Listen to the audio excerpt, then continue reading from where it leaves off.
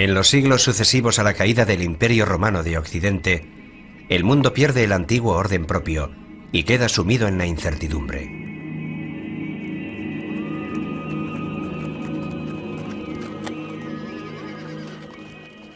La fe religiosa se convierte en el único punto de estabilidad en este mundo tan inestable. Y a los seres humanos de la Edad Media solo les queda confiar en ella, en su búsqueda de consuelo y esperanza.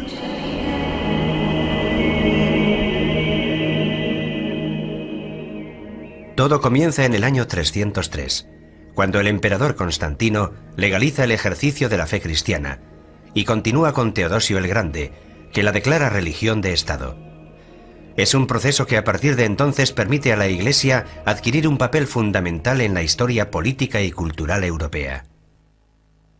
Esta gran transformación del Imperio Romano se produce en la famosa fecha del 313, con el llamado Edicto de Milán, que no es sino la confirmación de un edicto anterior, según el cual el cristianismo, tras haber sido parcialmente perseguido por las élites, por algunas élites del Imperio Romano, con Constantino se convierte en la religión del imperio, es decir, pasa a ser una religión legalizada.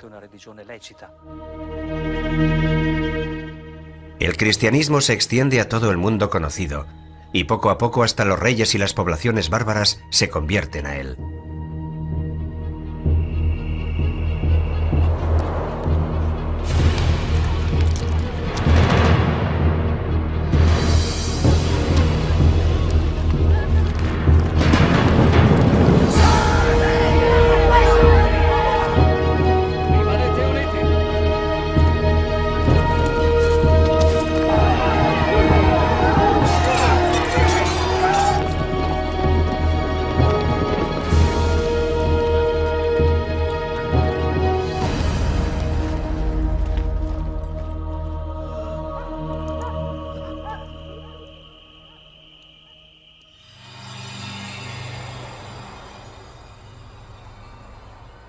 Se mueve en una realidad en la que conviven lo visible y lo invisible, y lo sobrenatural irrumpe con mucha frecuencia en la vida cotidiana.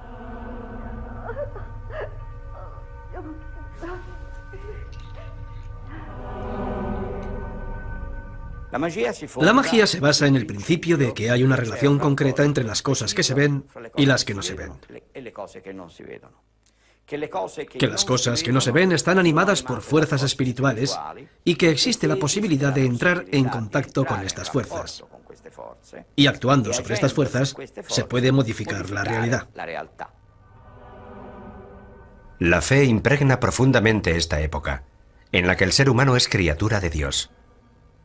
La vida cotidiana, las relaciones con los demás, el conocimiento del mundo, el sentido del tiempo, el significado de la muerte, todo se mide según parámetros divinos.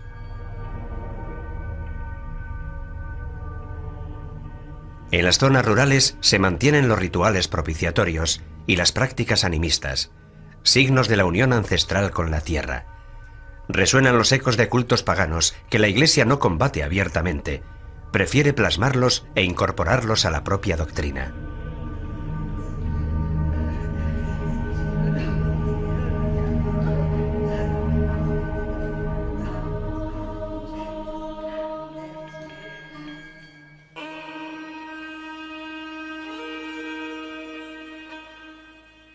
En el siglo XII nacen las universidades, que se convierten en nuevos puntos de referencia culturales. Son frecuentadas por religiosos, pero no solo se dedican al estudio de la teología. El derecho, la medicina y las ciencias adquieren un creciente espacio y aportan nuevas reflexiones sobre el ser humano. Un ser humano errabundo, el medieval, que viaja por la tierra consciente de lo efímero de su existencia, comparada con la vida eterna que le espera en el más allá.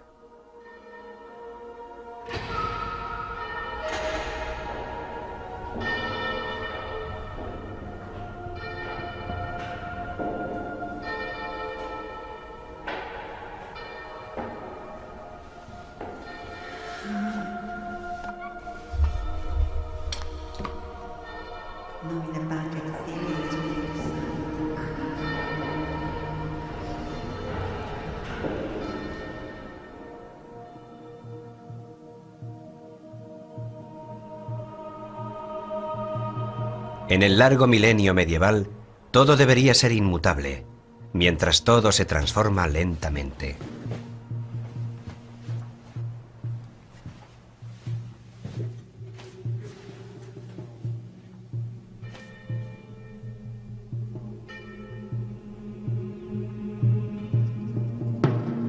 En un mundo turbulento que no ofrece puntos de referencia seguros, la respuesta a las crecientes exigencias espirituales del ser humano se encuentran en las formas de vida ascética y monástica, que ya estaban presentes y extendidas en Oriente a finales del tercer siglo. Se renuncia al mundo para emprender un camino de perfección, eligiendo una vida eremítica e ingresando en una comunidad religiosa. En el instante en el que el cristianismo pasa a ser religión oficial, corre también el riesgo de convertirse en la religión de las élites. El monacato surge como exigencia de un cristianismo radical, es decir, de un cristianismo que no ha olvidado la espera del retorno del Señor, un cristianismo que no quiere dejarse manipular. Es un cristianismo que encuentra su lugar geográfico en zonas desérticas, pero sobre todo encuentra su zona espiritual en la radicalidad. Un cristianismo que corre el riesgo, como de hecho lo ha corrido, de convertirse en la religión oficial del imperio, más allá de sus aspectos positivos.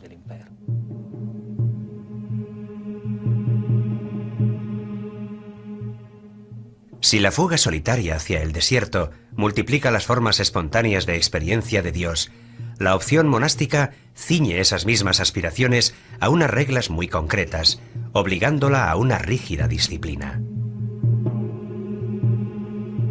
Que nadie se arriesgue a dar o recibir cualquier cosa sin el permiso del abad.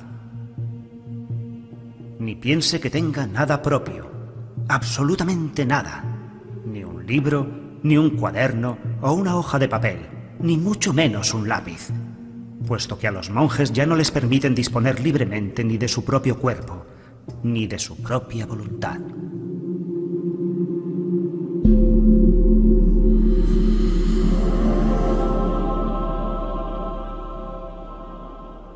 El monasterio se sitúa dentro de la realidad medieval como un mundo aparte, autónomo y autosuficiente, que puede permitirse ignorar la realidad que se desarrolla al otro lado de los muros.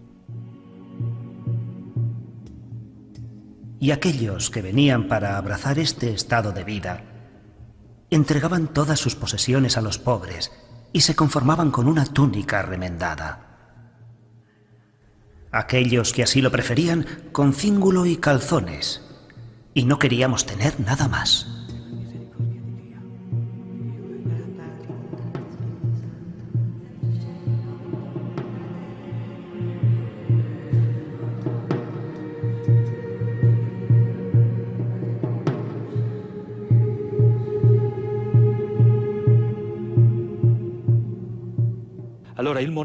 El monasterio es un intento de crear una pequeña comunidad cristiana completamente autónoma intramuros, donde se pueda ejercer, donde se pueda vivir plenamente la opción de vida cristiana. La regla más difundida es la formalizada por San Benito de Nursia en la primera mitad del siglo VI. Ora et labora. Junto a la oración también tiene cabida el trabajo, ya sea el trabajo manual que se desarrolla en la huerta del monasterio, o el intelectual, que se desarrolla en la biblioteca y en el scriptorium. La vida cotidiana y las tareas del monje quedan establecidas hasta el mínimo detalle en la Santa Regla: las oraciones, las lecturas, las comidas y el trabajo. Cuando hablamos de monaquismo, en Occidente el nombre que nos viene a la mente es el de Benito de Nursia. Benito de Nursia vive entre el 480 y el 546. Él también proviene de una familia noble, una familia importante en el ámbito romano de la época, de Nursia, para ser más exactos. Se ha formado en Roma, por lo que ha seguido el cursus, o formación que recibe todo hombre que tiene previsto meterse en política. Se decide por la vida monástica, primero en Subiaco, cerca de Roma, y posteriormente en el monasterio de Montecassino, en una serie de vivencias relatadas por el mismo San Gregorio Magno.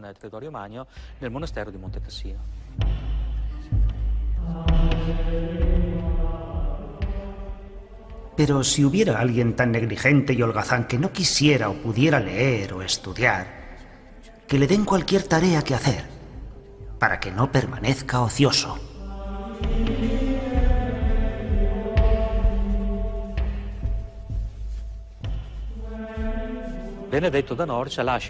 Benito de Nursia deja una regla que actualmente sabemos que no fue enteramente obra suya, sino más bien la reelaboración del estilo de vida en los monasterios de su tiempo, que se prolongará sucesivamente en la época carolingia. Por tanto, nos encontramos ya hacia el siglo IX. Esta pasará a ser prácticamente la regla con la que se identifica el monaquismo occidental, principalmente un monaquismo de tipo benedictino.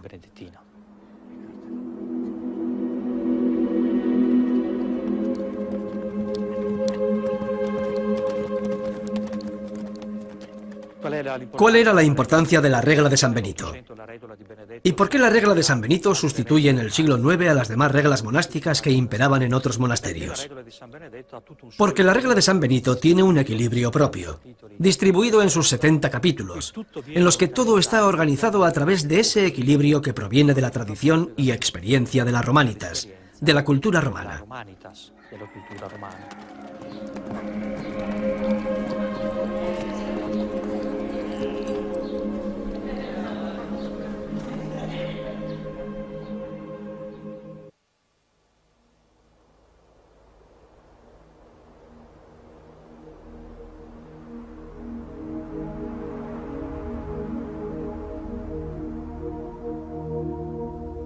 Mientras los monjes buscan su vida elitista de perfeccionamiento y huida de las cosas terrenales, la Iglesia institucional se reafirma ya desde el siglo V como sujeto político fundamental y como presencia firme y estable en el panorama cambiante de la Edad Media. El ordenamiento de la Iglesia, calcado de las estructuras administrativas romanas, también se mantiene tras la caída del Imperio Romano. La figura de referencia para las comunidades de fieles es el obispo.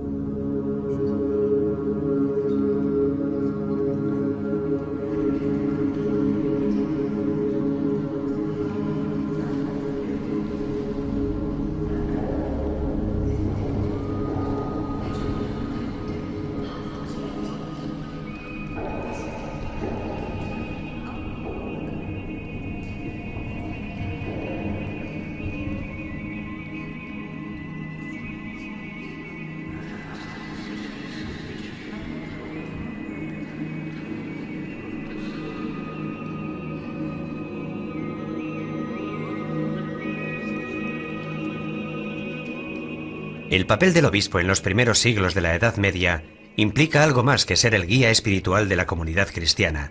Está dotado de poderes civiles y más genéricamente políticos. Duomo, que significa catedral, deriva del latín domus, la casa del obispo, también llamada catedral porque el obispo tiene una cátedra. Es decir, el obispo es el pastor, es el quien enseña la verdad a los cristianos que lo quieren escuchar. Este es el significado etimológico. Desempeña el papel de defensor de la población romana a través de acciones diplomáticas con los representantes de los pueblos invasores y proporciona ayudas concretas gracias al patrimonio eclesiástico acumulado en las décadas anteriores, patrimonio que gestiona con la ayuda de clérigos y personal laico. La diócesis es una parte del pueblo de Dios, encomendada a los cuidados pastorales del obispo, ayudado a su vez por su presbiterio, de modo que, en adhesión al propio pastor y por medio del Evangelio y la Santísima Eucaristía, unida en el Espíritu Santo, constituye una iglesia peculiar, en la que está presente y actúa la Iglesia de Cristo, una, santa, católica y apostólica. En una ciudad medieval resurgida, la catedral se convierte en epicentro de la vida religiosa, pero también en epicentro de un poder frecuentemente político. Recordemos que en la mayor parte de los casos, a menudo los obispos son también condes obispos o príncipes obispos, con todos los conflictos de investidura que ello conlleva, si son primero obispos y después condes, o primero condes y después obispos.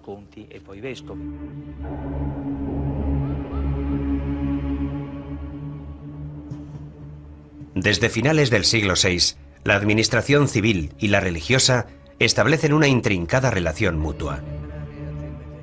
La Iglesia, con sus representantes en el territorio, se convierte en opositor político y psicológico de otras formas de organización social y se erige a sí misma como heredera del desaparecido Imperio Romano. Los obispos, que en muchos casos desempeñan funciones civiles, se distancian progresivamente del papel de hombres de la Iglesia y se unen al rey, al emperador o a los señores locales.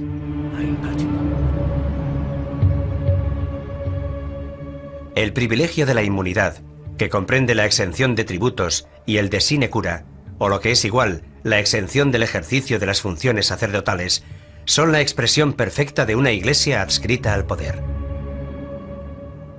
La simonía, término que indica la compraventa de cargos públicos y la oferta de los servicios propios al mejor postor, se convierte en un fenómeno muy extendido.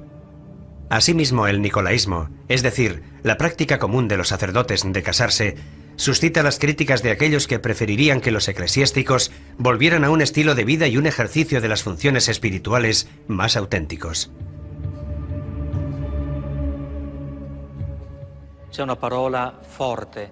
Este movimiento se caracteriza por la búsqueda del regreso a las formas de la Iglesia primitiva. Esto quiere decir que la consigna que impregna estos movimientos provocará su desencuentro con la Iglesia oficial, por lo que acabarán siendo declarados heréticos o no reconocidos. Es el regreso a las formas de la Iglesia primitiva. ¿Y cuál es la característica principal de la forma de la Iglesia primitiva? La de ser pobre.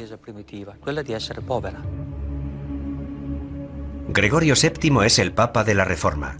Su Dictatus Papae del año 1075 pretende el retorno de la Iglesia a sus funciones de ejemplo y guía cristiana y reafirma la superioridad del sumo pontífice por encima de las demás autoridades terrenales. Tras las reformas gregorianas, el desencuentro es inevitable.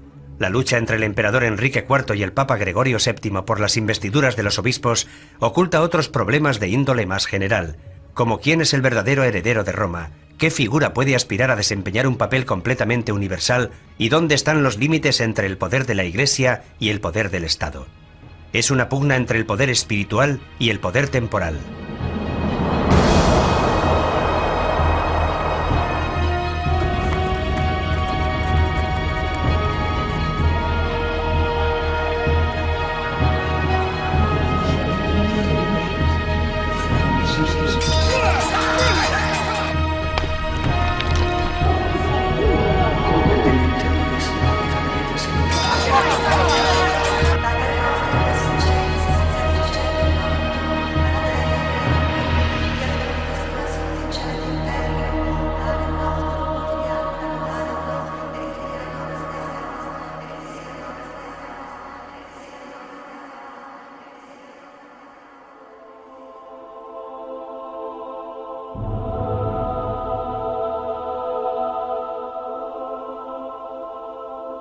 En la ciudad, aparte del palacio episcopal, símbolo de la presencia del obispo en el territorio, surge la catedral, lugar sagrado dedicado a las ceremonias religiosas.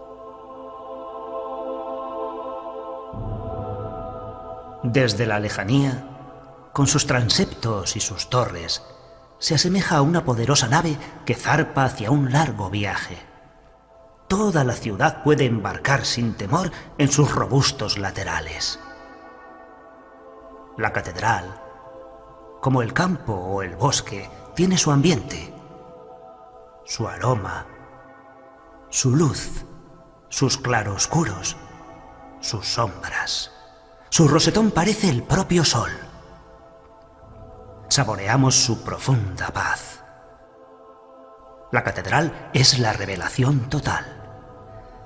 El hombre, encerrado en una clase social, en un oficio, desperdigado, agotado por el trabajo cotidiano y por la vida, encuentra allí su sentido de la unidad natural. Encuentra allí el equilibrio y la armonía. La muchedumbre reunida en las grandes celebraciones se siente a sí misma como una unidad viviente. Los fieles son la humanidad. La catedral es el mundo. Y el Espíritu de Dios llena durante un tiempo al hombre y a la creación. Las iglesias siguen siendo lugares de reunión religiosa. Las iglesias se convierten en zonas de sepultura, sobre todo de las familias nobles. Son lugares donde la vida y la muerte, tiempo y eternidad, siguen entrecruzándose y entretejiendo una estabilidad mucho menos neurótica que la que vivimos nosotros en nuestros días. Ellos viven este entramado, este bosquejo del transcurso del tiempo, su significado y sus relaciones.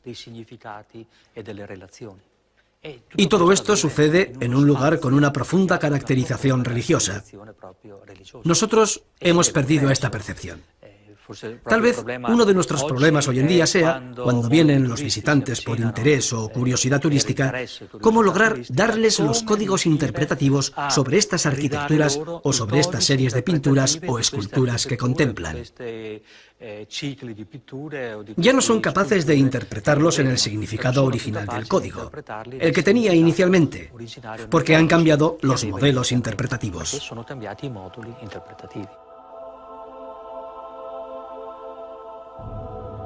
El feligrés se implica a través de una serie de sensaciones que impactan sus sentidos. La vista se detiene en el desarrollo de la ceremonia y las decoraciones pictóricas y ornamentales de las paredes. El olfato está estimulado por el olor a incienso. El oído se estremece por las palabras leídas y declamadas en latín, una lengua incomprensible para los fieles, pero también por la música y los cantos.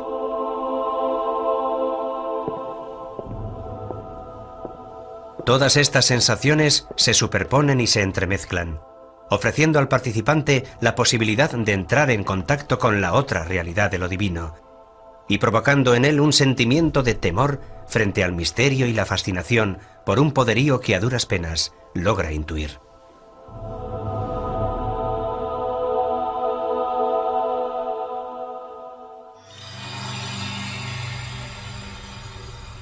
En la Edad Media la catedral es un lugar abierto, donde tiene lugar una amplia serie de momentos colectivos, como las reuniones de las autoridades, las ceremonias de entrega de títulos honoríficos, las asambleas de asociaciones ciudadanas o la recepción de importantes personalidades extranjeras.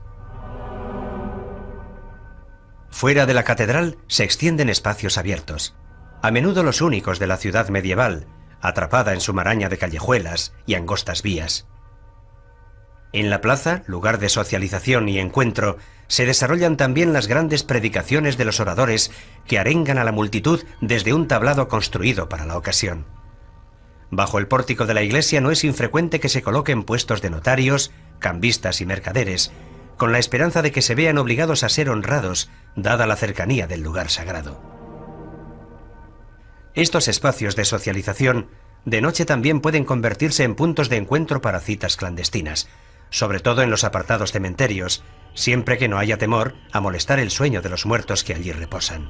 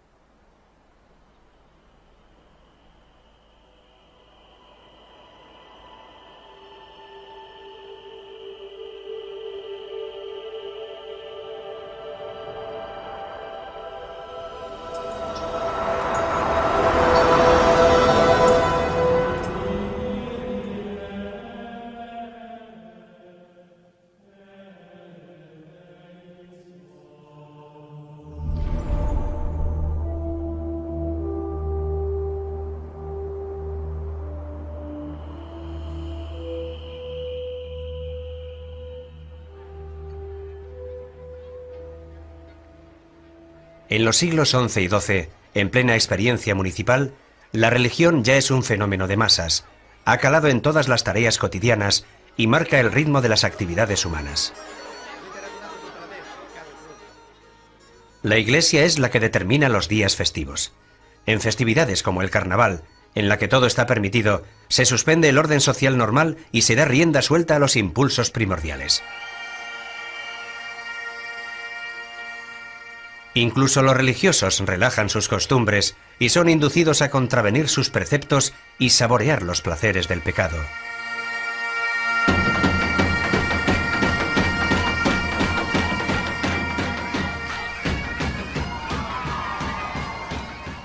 El carnaval es la fiesta en la que puede pasar de todo. Y todos están autorizados a transgredir sin atenerse a las consecuencias.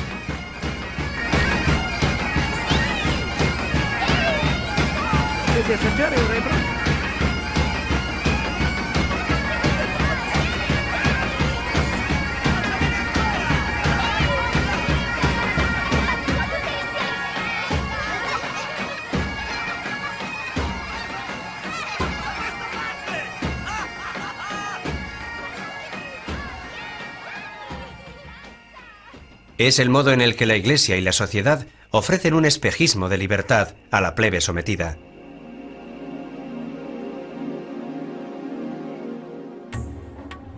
Hay multitud de ocasiones en las que los ciudadanos se reúnen para celebrar la pertenencia a una colectividad cuyo valor se reconoce, de la que cada cual forma parte y en la que se sienten orgullosos de vivir. Una religiosidad civil que se funde con el elemento sagrado, como en el culto hacia el santo patrón y la devoción por sus reliquias. O como en las procesiones, que tienen lugar durante todo el año y constituyen una verdadera estructura festiva en la ciudad.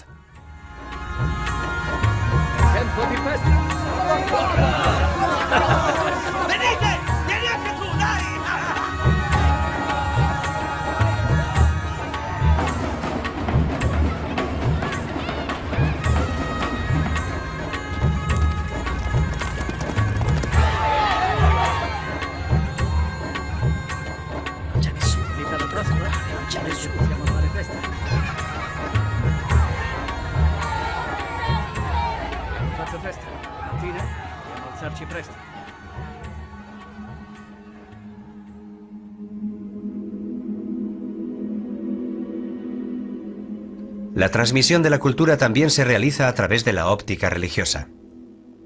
Habrá que esperar a los últimos siglos de la Edad Media para la reafirmación de las escuelas laicas. En el siglo XII nacen las universidades, que se convierten en nuevos puntos de referencia culturales. Muy pronto cada universidad se hace famosa al destacar en una materia específica, como Salerno en medicina y París en teología y filosofía. La Universidad de Bolonia, la primera en ser reconocida oficialmente en Europa en 1158, muy pronto adquiere renombre por su facultad de Derecho. Y un grupo de estudiantes y catedráticos del Studium Bolognés, en conflicto con las autoridades ciudadanas, fundan una nueva sede universitaria en Padua, donde las escuelas laicas y eclesiásticas ya existentes animan una rica vida cultural.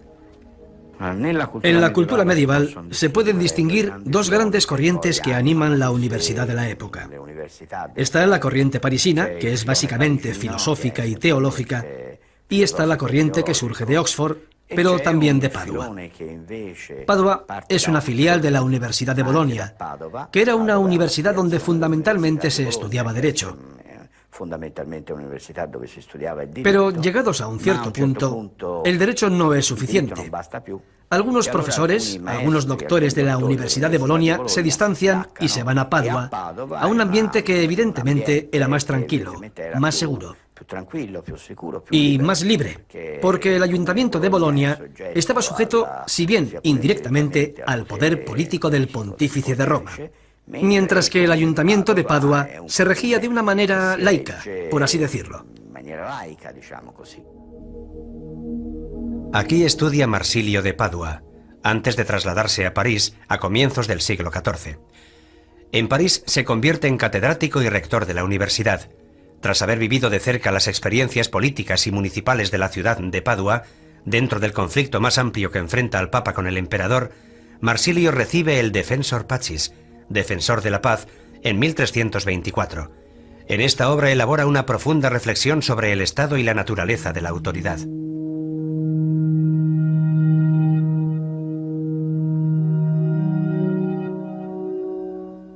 Digamos, por tanto, que el legislador o la causa primigenia y eficiente de la ley es el pueblo.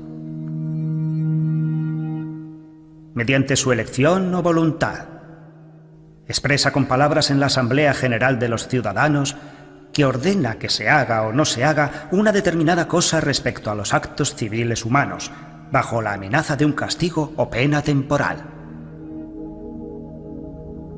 Bajo la máscara de honradez y decoro, el papado es tan peligroso para el género humano que allá donde no se le ponga freno, causará perjuicios muy graves a la civilización y a la patria.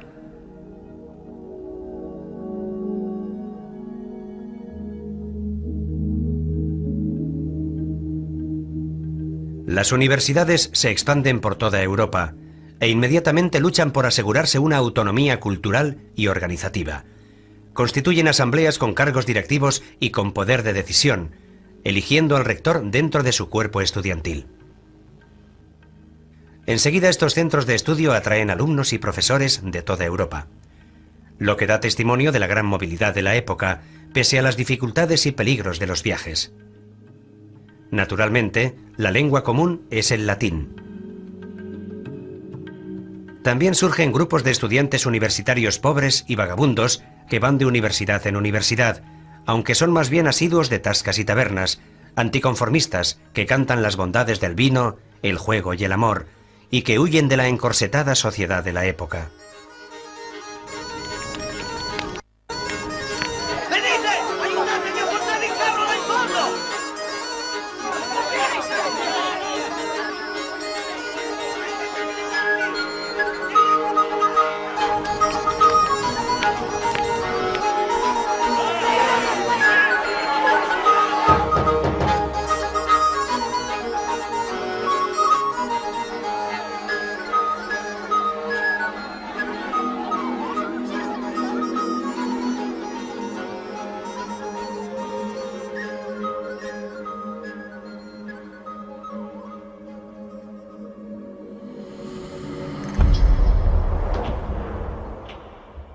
En Padua adquieren un gran valor las disciplinas científicas.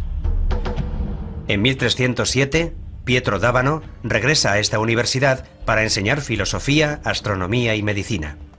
Pero antes, su curiosidad intelectual le había llevado a Constantinopla, donde aprendió griego y entró en contacto con las culturas árabe y bizantina, y posteriormente a París, donde siguió desarrollando sus conocimientos.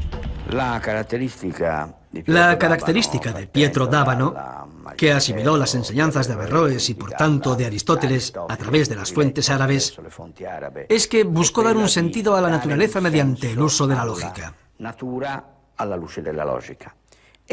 Naturalmente, esto implica, en primera instancia, la filosofía en relación con la astrología, porque son las estrellas, los cuerpos celestes, los que gobiernan y determinan las cosas materiales de este mundo. Partiendo de la voluntad de observar directamente los fenómenos naturales y buscando una explicación a su funcionamiento, Pietro d'Abano logra sintetizar conjuntamente la astrología y la medicina. La astrología es necesaria para usar los medicamentos en el instante más adecuado, cuando la luna esté atemperada por planetas positivos. En caso contrario, es mejor no intervenir quirúrgicamente. La aplicación de técnicas médicas y quirúrgicas no puede prescindir del conocimiento de las características zodiacales específicas del ser humano, ni de la constante y atenta investigación de la bóveda celeste, en esa unión entre microcosmos y macrocosmos, que es uno de los rasgos más peculiares de la mentalidad medieval.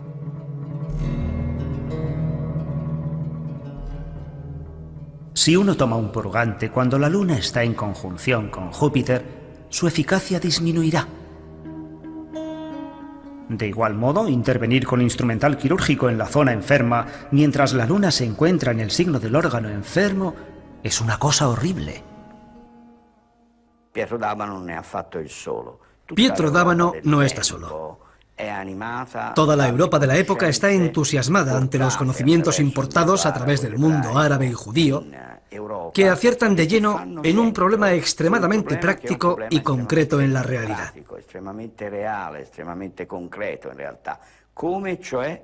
¿Cómo puede el hombre relacionarse con la naturaleza y no limitarse a padecerla, sino a modificarla e influir en ella? Pietro d'Abano adquiere mala fama con sus teorías. De hecho, la Inquisición lo acusa de herejía y nigromancia. Sin embargo, recibió la solidaridad de las autoridades municipales, que lo defendieron durante su procesamiento.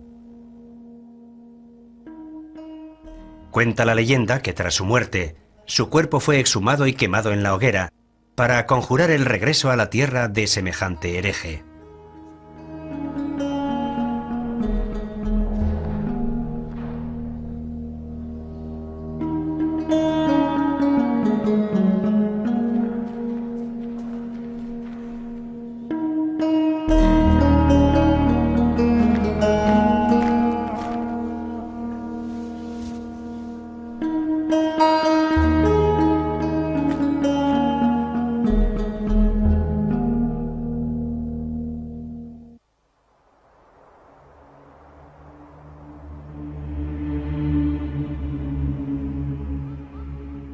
En el renacimiento intelectual del siglo XII, Occidente muestra una renovada atención por las prácticas astrológicas, consideradas como una síntesis entre ciencia y magia, y también por la astronomía, que junto con la alquimia alcanza un gran auge en Europa gracias al contacto con la cultura árabe, a pesar de los recelos de las autoridades religiosas, que ven en ellas una peligrosa afinidad con la magia.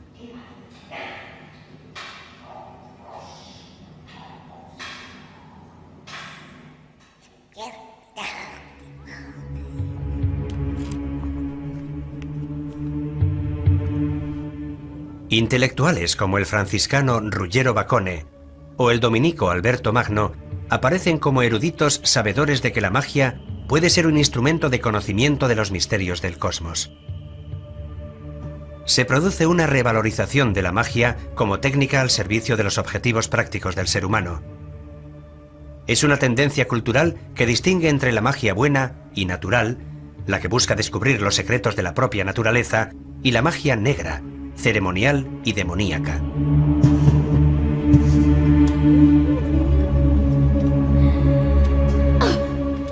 Existen ciertas mujeres depravadas que se dirigen a Satanás y se dejan atrapar por engaños y seducciones diabólicas.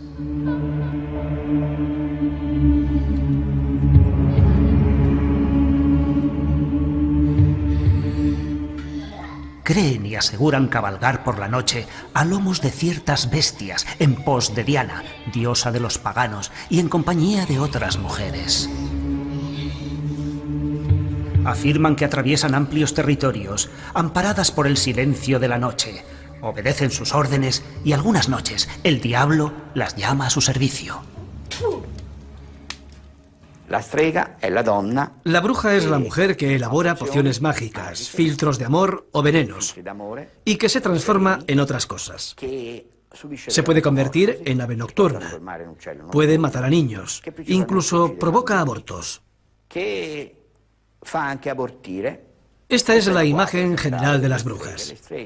Las brujas, cuando eran procesadas por la Inquisición, siempre estaban acusadas de haber matado a niños, de haber robado su manteca para elaborar ungüentos milagrosos, ungüentos mágicos, y también de tomar parte en fiestas nocturnas, diabólicas, lo que nosotros conocemos como aquelarres, y de fornicar con el demonio. Las estructuras mentales paganas persisten agazapadas bajo una adhesión superficial a la nueva religión, en la que la adoración de los santos y sus reliquias mantiene una ancestral relación con lo sagrado, lo arcano, lo desconocido. Pero quiera el cielo que solo sean ellas las que hayan sucumbido a sus falsas creencias, y que no hayan arrastrado a otros muchos a la perdición de sus almas. Tanto es así que muchos se han dejado convencer por estos engaños, y creen que todo aquello es verdad. De este modo se alejan de la verdadera fe y cometen los errores de los paganos. y creen que aparte de nuestro único Dios, existen otros dioses o divinidades.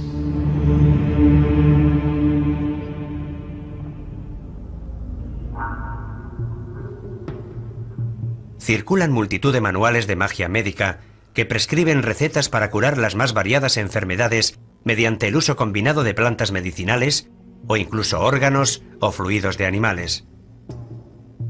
Es evidente que el descubrimiento de su efecto curativo es más bien fruto de una larga experiencia transmitida de generación en generación. Cada cosa, cada ente, cada fuerza es casi una voz no comprendida, una palabra suspendida en el aire, donde cada palabra tiene innumerables ecos y resonancias, donde las estrellas se dirigen a nosotros y se dirigen entre ellas, y se miran y nos miran, y se escuchan y nos escuchan, donde todo el universo es una conversación inmensa, múltiple, diversa, ahora silenciosa, ahora ruidosa, ahora en claves secretas, ahora en un lenguaje abierto. Y en medio está el hombre, admirable ser cambiante, que puede pronunciar cualquier palabra, plasmar cualquier cosa, dibujar cualquier carácter, responder a cualquier invocación, invocar a cualquier dios.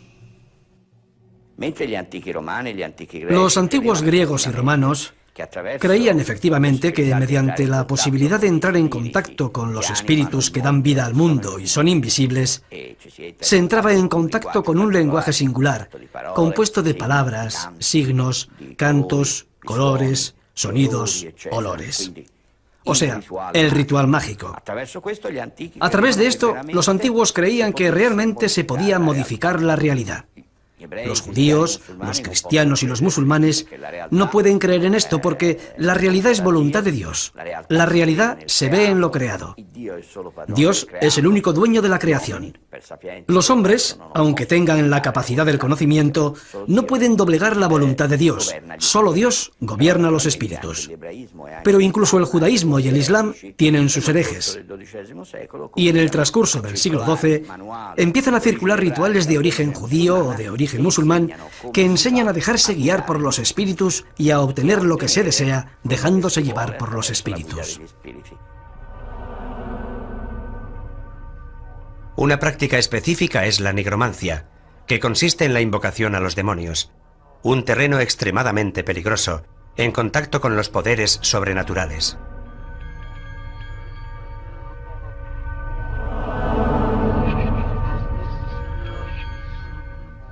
La palabra es un elemento fundamental del ritual mágico.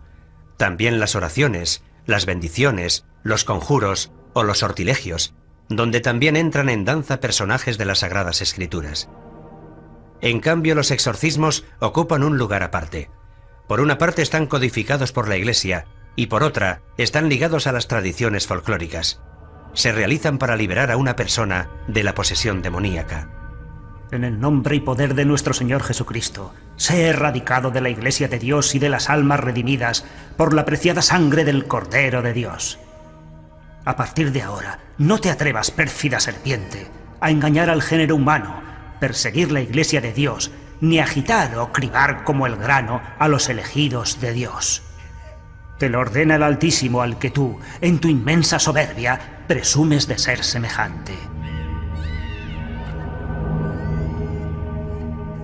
En el nombre y poder de nuestro Señor Jesucristo, te exorcizamos, espíritu inmundo, poder satánico, invasión del enemigo infernal, legión, reunión y secta diabólica.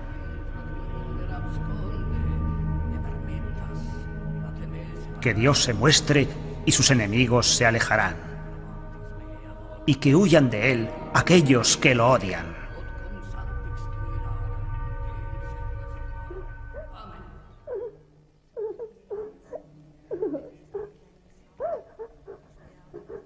Así como el humo se desvanezcan ellos.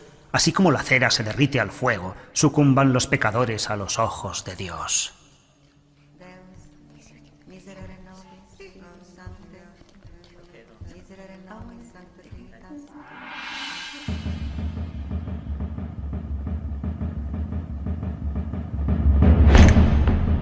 A partir del siglo XIV, las autoridades eclesiásticas extienden sus recelos a todo lo que tenga que ver con la esfera de lo mágico.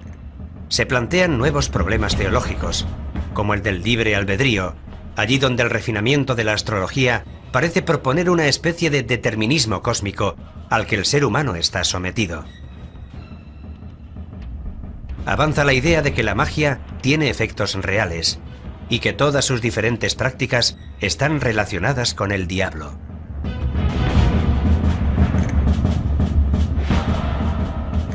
Brujas y herejes se reúnen de noche, generalmente en lugares solitarios, en campos o en montes, en iglesias desacralizadas o en lugares dejados de la mano de Dios.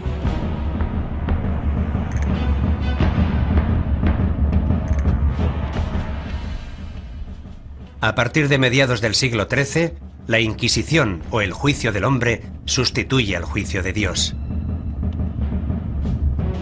Tras haber renunciado a la fe cristiana, profanado los sacramentos y rendido pleitesía al diablo, todo lugar frecuentado y bien iluminado se torna inhóspito para ellos. La Iglesia se defiende, y la Iglesia de aquella época está estrechamente ligada a la sociedad de aquella época. Hay una relación por la que la Iglesia también posee poderes civiles y sociales, y la sociedad de la época está muy unida a ella. Lo que para la Iglesia es una herejía, también puede ser un delito para la sociedad civil.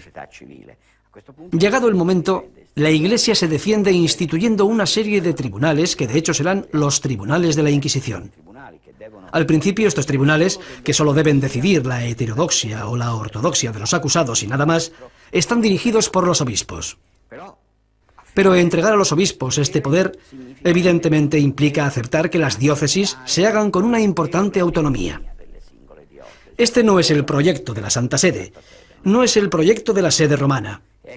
Es entonces, a partir de principios del siglo XIII, con el gran Inocencio III, cuando la Inquisición pasa de ser episcopal a ser pontificia. En 1278, más de 200 cuerpos arden en la arena de Verona. La noche se ilumina de repente con el fuego purificador.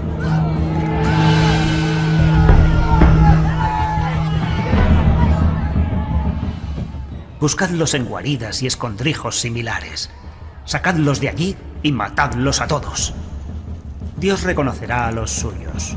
De este modo caiga el admirable castigo divino.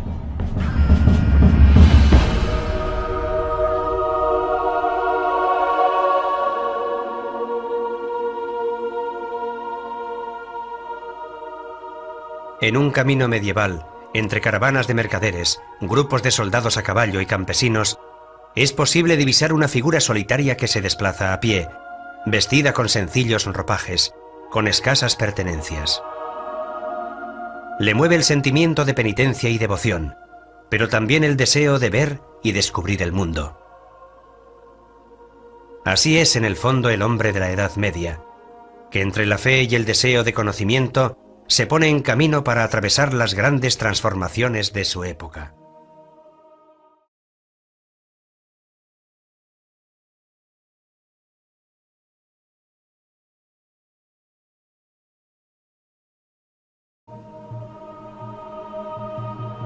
En el largo milenio medieval, todo debería ser inmutable, mientras todo se transforma lentamente.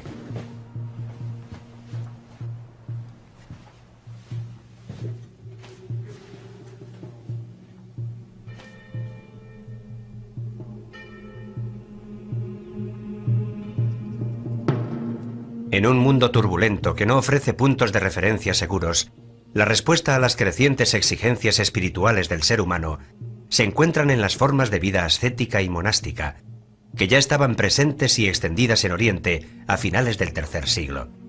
Se renuncia al mundo para emprender un camino de perfección, eligiendo una vida eremítica e ingresando en una comunidad religiosa. En el instante en el que el cristianismo pasa a ser religión oficial, corre también el riesgo de convertirse en la religión de las élites. El monacato surge como exigencia de un cristianismo radical, es decir, de un cristianismo que no ha olvidado la espera del retorno del Señor, un cristianismo que no quiere dejarse manipular. Es un cristianismo que encuentra su lugar geográfico en zonas desérticas, pero sobre todo encuentra su zona espiritual en la radicalidad. Un cristianismo que corre el riesgo, como de hecho lo ha corrido, de convertirse en la religión oficial del imperio, más allá de sus aspectos positivos.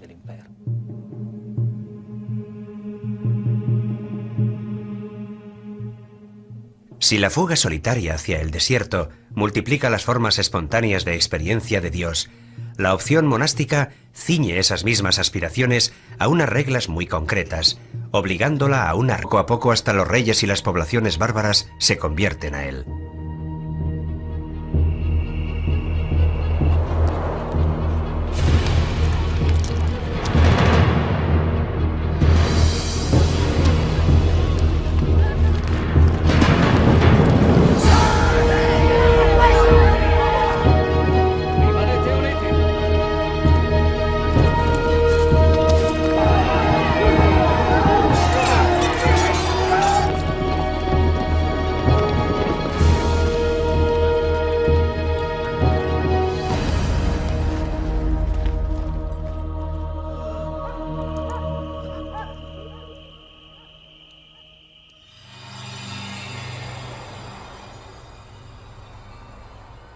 Se mueve en una realidad en la que conviven lo visible y lo invisible, y lo sobrenatural irrumpe con mucha frecuencia en la vida cotidiana.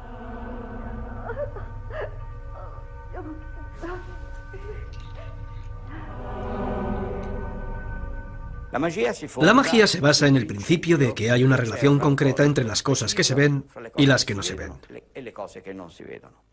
Que las cosas que no se ven están animadas por fuerzas espirituales y que existe la posibilidad de entrar en contacto con estas fuerzas. Y actuando sobre estas fuerzas, se puede modificar la realidad. La fe impregna profundamente esta época, en la que el ser humano es criatura de Dios. La vida cotidiana, las relaciones con los demás, el conocimiento del mundo, el sentido del tiempo, el significado de la muerte, todo se mide según parámetros divinos.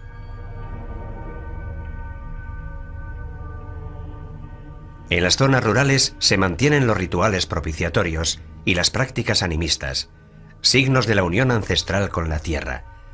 Resuenan los ecos de cultos paganos que la Iglesia no combate abiertamente, prefiere plasmarlos e incorporarlos a la propia doctrina.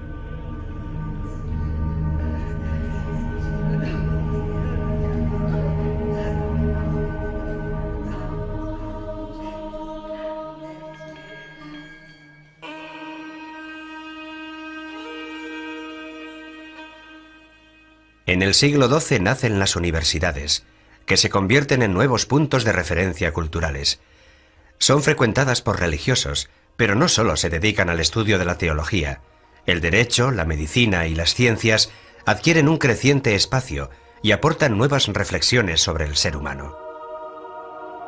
Un ser humano errabundo, el medieval, que viaja por la tierra consciente de lo efímero de su existencia, comparada con la vida eterna que le espera en el más allá.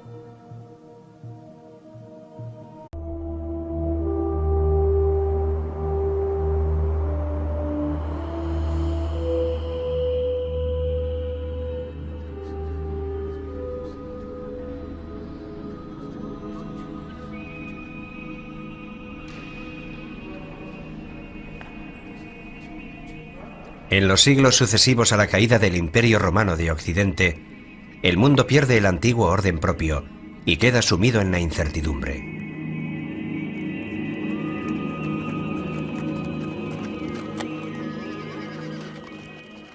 La fe religiosa se convierte en el único punto de estabilidad en este mundo tan inestable, y a los seres humanos de la Edad Media solo les queda confiar en ella, en su búsqueda de consuelo y esperanza.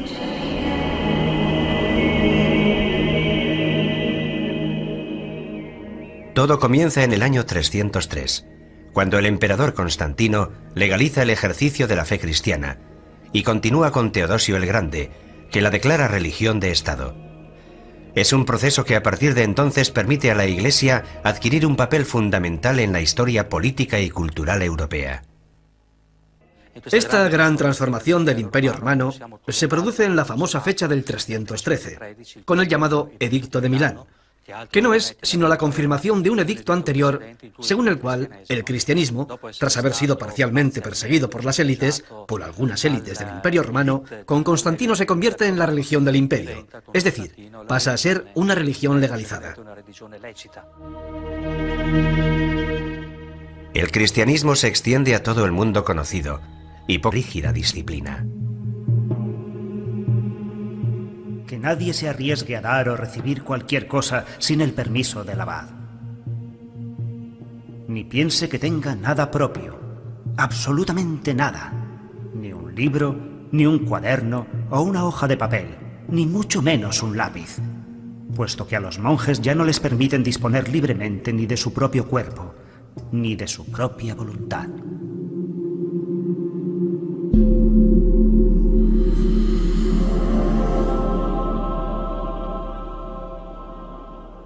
El monasterio se sitúa dentro de la realidad medieval como un mundo aparte, autónomo y autosuficiente, que puede permitirse ignorar la realidad que se desarrolla al otro lado de los muros. Y aquellos que venían para abrazar este estado de vida entregaban todas sus posesiones a los pobres y se conformaban con una túnica remendada. Aquellos que así lo preferían, con cíngulo y calzones. Y no queríamos tener nada más.